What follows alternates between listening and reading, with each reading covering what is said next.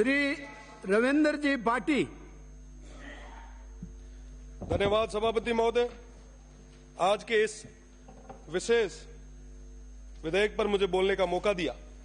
निश्चित रूप से वो जो दौर था वो पूरे लोकतंत्र के लिए एक काले बादल समान था।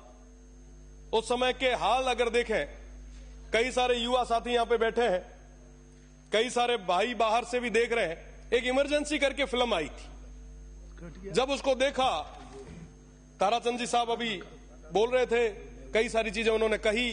कालीचंद जी साहब उस समय के प्रत्यक्षदर्शी रहे हैं। हमने वो दौर नहीं देखा, पर जिस माध्यम से भी हमें पढ़ने का मौका मिला, देखने का मौका मिला, तो समझ में आया कि वाकई कितना बुरा वो कालखंड था, जिस समय हमारे देश के सारे नेताओं को, स्वर्गीय हमारे प्रधानमंत्री अटल बिहारी जी वाजपेयी को, जेपी जी को और तमाम देश और प्रदेश के नेताओं को, युवा साथियों को इमरजेंसी के दौरान उन सलाखों के पीछे भेज दिया गया। लोकतंत्र का गला घोटने का काम उस दौर में किया गया। और मैं इस सदन के माध्यम से उस समय के उन तमाम लोकतंत्र के सेनानियों को मैं बारंबार वंदन करता हूं, जिनके त्याग, तपस्या और हिम्मत की बदौलत ये लोकतंत्र आज इस मजबूती के साथ खड़ा है। अगर मैं वर्तमान परिप्रेक्ष्य की बात करूं तो कई सारी चीजें हैं जिनमें आज भी बदलाव आ रहा है। मैं कहना चाहूंगा कि मैं छात्र राजनीति के माध्यम से यहां तक पहुंचा हूं। पिछले राज के दौरान जब हम विरोध प्रदर्शन करते थे, जब युवाओं की बात सदन तक और सरकार के सामने रखने का प्रयास करते थे, तो उस दौरान कई बार लाठियां, कई बार मुकदमे हमें सहने पड़ते थे। मैं आपको बताना चाहूंगा, पिछले उस राज के समय हमने विधानसभा का घेराव किया, कई बार जेल गए और कहीं ना कहीं युवाओं की आवाज को हमने लाठी के नीचे दबते भी देखा। पर साहब, उन युवाओं की बात को हमने दबने नहीं दिया।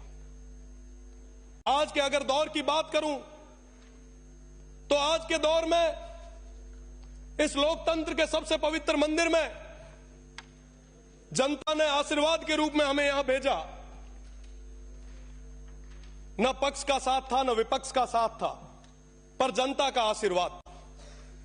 और उस दौरान जब बाड़मेर, जैसलमेर और बालोतरा की जनता का आदेश था कि पार्लियामेंट के इस चुनाव में हुंकार भरो, इन 22 लाख लोगों का नेतृत्व करो, इनका आशीर्वाद तुम्हारे साथ है, और जब लड़ने के लिए आगे आए, जब उस समय नॉमिनेशन भरा और जैसे ही घर पहुंचे तो कई सारे ऐसे पत्र हमें मिले। इन पत्रों में क्या है कि साहब, इनकम टैक्स का डिपार्टमेंट का ये लेटर आया है, 4-5 और भी डिपार्टमेंट्स के लेटर आए।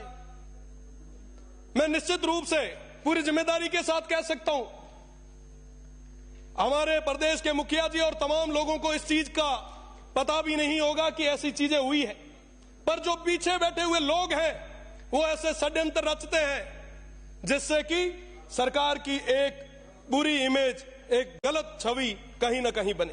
तो मेरा तो निवेदन है, यहां पे संसदीय कार्य मंत्री जी भी विराजे हैं, माननीय मंत्री जी भी विराजे हैं, कि ऐसी छवि नहीं बननी चाहिए। इन चीजों पे हमें विचार करना होगा और निश्चित रूप से लोकतंत्र के हम पैरोकार रहे हैं और जहां कहीं पे भी लोकतंत्र की बात आई है, जनता की आवाज को दबते देखा है, तो हमने मजबूती के साथ उनकी आवाज को मजबूत किया है।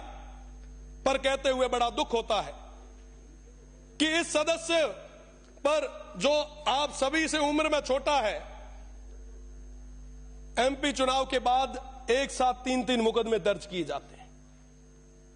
मुझे लगता है इस पे भी आपको गौर करने की जरूरत है। और हम लोग जब जनता की आवाज को आगे तक नहीं रखेंगे तो उस जनता की आवाज को आगे तक रखेगा कौन? आज उस जनता ने, उस देवतुल्य जनता ने हम सभी को बहुत सारा प्यार और आशीर्वाद देके यहां पर बिठाया है। और इसलिए ताकि हमारे दुख और दर्द को प्रदेश की सरकार के सामने मजबूती के साथ रख सके। और जब यहां पे उस दुख और दर्द को रखा जाता है तो कई सारे जो पीछे बैठे हुए लोग हैं, मैं कह सकता हूं, बड़े दावे के साथ कह सकता हूं, हमारे जो नेता हैं, हमारे जो लोग हैं, उनको इस चीज की अभी तक पता ही नहीं होगा, उनको भनक तक लगने नहीं दी होगी।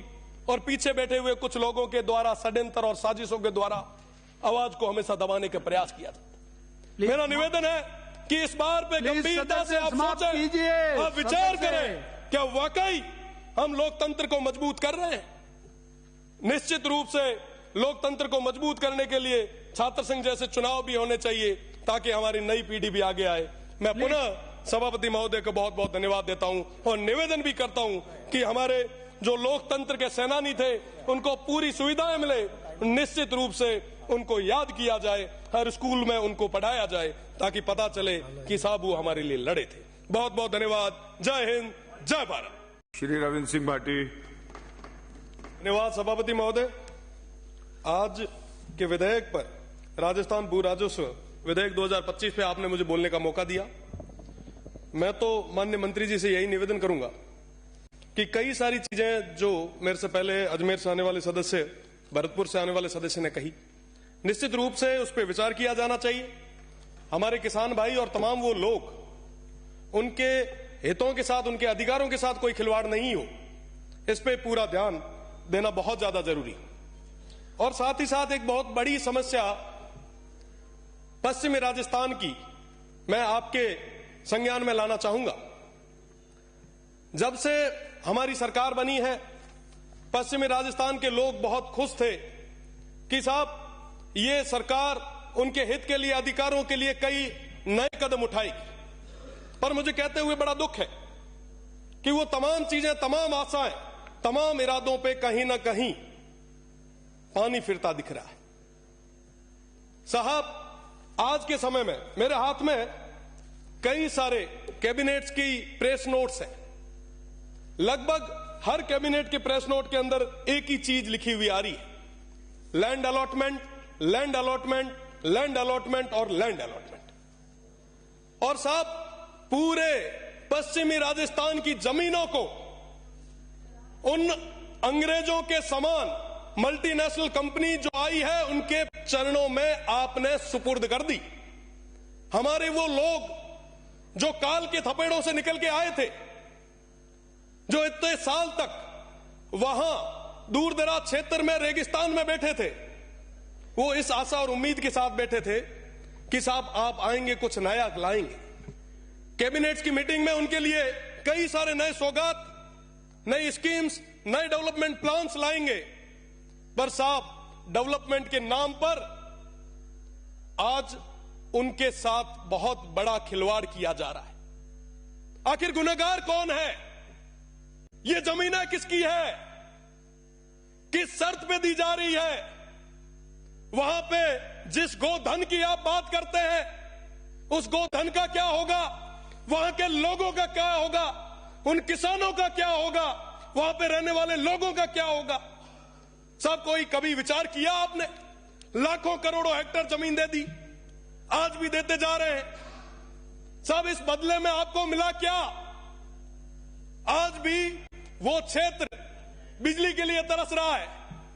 पहले वो अंग्रेज थे, हमारे उस समय के स्वतंत्रता सेनानियों ने लड़के उन्हें भगाया, पर अंग्रेजों के रूप में ये जो नए लोग आ रहे हैं, मैं आपसे निवेदन करना चाहूंगा कि इस तरीके से रेवड़ियां बांधना आप बंद करें। साहब, मैं इस सदन में रह के बात कर रहा हूं और मैं आपको यह भी याद दिला देता हूं कि आखिर में जब वोटों की बारी आई तो वो जनता, वो लोग वोट देंगे, ये अधिकारी और ये कंपनियां वोट नहीं देगी। साहब, उन लोगों के साथ जो गलत हो रहा है, जो अत्याचार हो रहा है, वो कभी माफ नहीं करेंगे। मैं आपको बताना चाहूंगा, लगभग सारे कैबिनेट मीटिंग, 16 जून को कैबिनेट मीटिंग हुई, पहला पहला डिसीजन हमारी कैबिनेट का क्या रहा। यहां पे कई सारे माननीय सदस्य भी विराजे हैं, वरिष्ठ, आप पढ़े, आप देखें, हमारे दुख को आप समझे, हमारी पीड़ा को समझे। और हम ये इसलिए कह रहे हैं क्योंकि आने वाली पीढ़ी आपसे और हमसे पूछेगी कि साहब ये जब रेगिस्तान खत्म हो रहा था, ये वन्य संपदा खत्म हो रही थी, तो उस समय आप क्या कर रहे थे। साहब भगवान के लिए ही सही, पर उन लोगों के साथ जो कहीं ना कहीं अनपढ़ रहे, इस तरीके का अत्याचार आप ना करें। अगर वो लड़ने के लिए आगे आ गए तो मैं आपको बता दूं कि रोकने के लिए आपका सिस्टम फेल हो जाएगा। वो मजबूत लोग हैं जो 75 और 61, 65 और 71 की लड़ाइयों में जिन्होंने अपने सिर दिए, उनको हल्के में ना आंकें, उनके साथ इस तरीके का अत्याचार ना करें, उनकी जमीनों को कोड़ियों के दाम पर आप मल्टीनेशनल कंपनियों के चरणों में न दें। मेरा पुनः आप सभी से निवेदन कि आप उनकी पीड़ा को समझते हुए ये जो अनैतिक ढंग से जो लैंड अलॉटमेंट हो रहे हैं, इसको पूर्ण तरीके से आप बंद करें, उन सीमांत के लोगों के साथ न्याय करें। बहुत बहुत धन्यवाद। जय हिंद, जय भारत।